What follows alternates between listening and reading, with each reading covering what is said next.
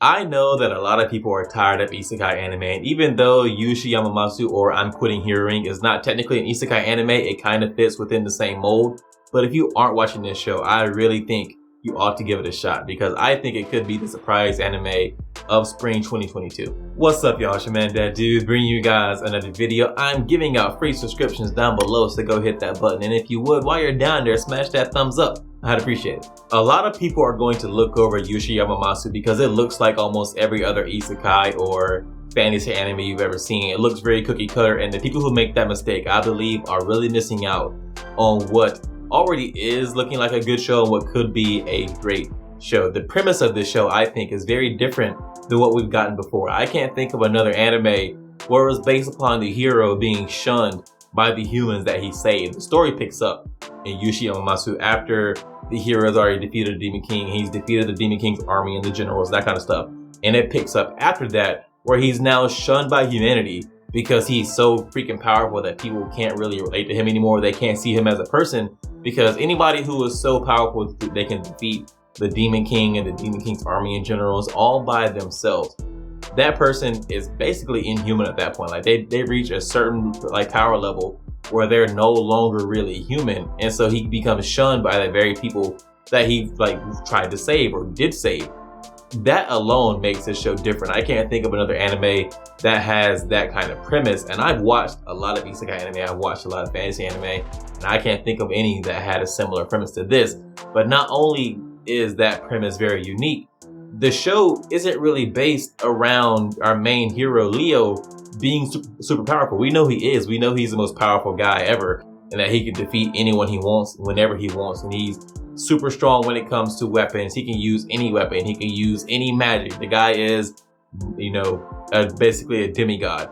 But the show isn't about him being super powerful. It isn't about him defeating everybody with his overwhelming strength. It is about him reforming the army that he defeated. And so it's not, he's not coming in saying, hey, because I'm here, I'm gonna make you guys the most powerful army ever because I'm here and I can defeat anyone. No, he's coming in saying, hey, I'm going to rework your logistics. I'm going to rework the way you train your soldiers. I'm going to rework the way your generals interact with your soldiers. And because of that, you will now become the most powerful army in the land because I have basically reworked your whole structure of your military and also the economy. And because of that, your country or your demon horde will succeed because I will train everybody up and make them better that way. Not because he is super powerful, but because he is also very intelligent and knows how to run an army.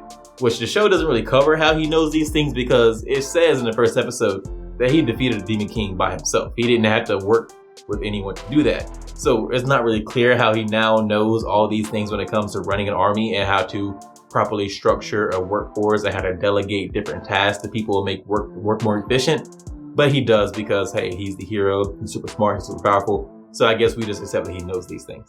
The main character, Leo, so far is what is carrying this anime. He acts like someone who knows he's the most powerful person in the world. So it's really cool to watch him interact with the Demon Lord generals because he defeated these same generals a year before the show picks up. So when he talks to them, it's not the dynamic of any kind of fear or tension based upon him afraid of a fight might break out because he knows he's more powerful than they are. He knows he can defeat them.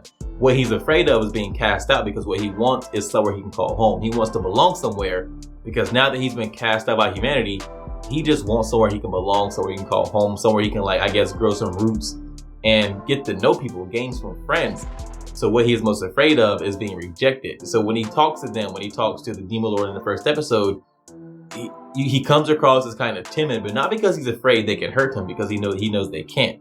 He just wants them to accept him, and so his fear is that they won't. Something very interesting about Yuusha Yamemasu is that there doesn't seem to be a bad guy or some main antagonizing force in this show yet.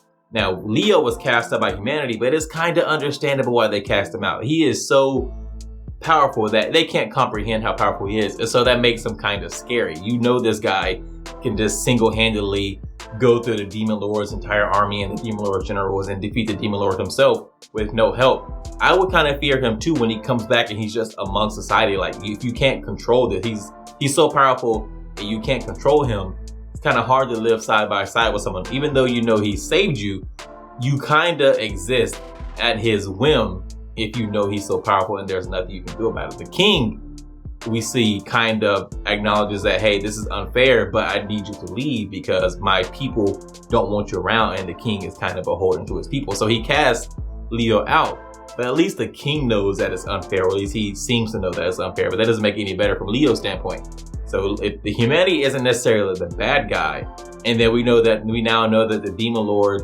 and her generals aren't evil either. They want to steal the Philosopher's Stone so that they can turn the demon realm, make it prosperous, change the land, make it where crops can grow and there's more drinkable water and that kind of stuff. They don't want to come take the Philosopher's Stone for evil purposes. Now, even though they have to start a war to do that, their motivations aren't evil. So if the Demon Lord and her army isn't the main antagonizing force, humanity doesn't seem to be the antagonizing force either, at least so far in the anime. There's only 4 episodes out at the time I make this video.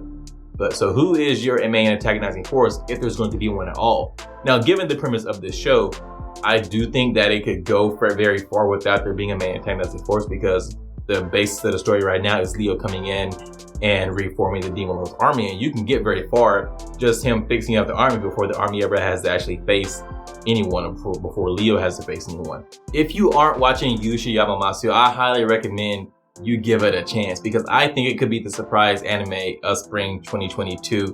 Now, from an objective standpoint, it's not as good as Spy Family. Spy Family is just objectively better.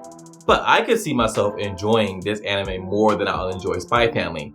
Now, that comes down ultimately to personal taste and what you may prefer to have in your anime and all that kind of stuff. Because again, objectively, Spy Family is better. I don't want anybody hitting me with comments trying to say that I'm saying that Yuusha Yamemasu is better than Spy Family, because I'm not.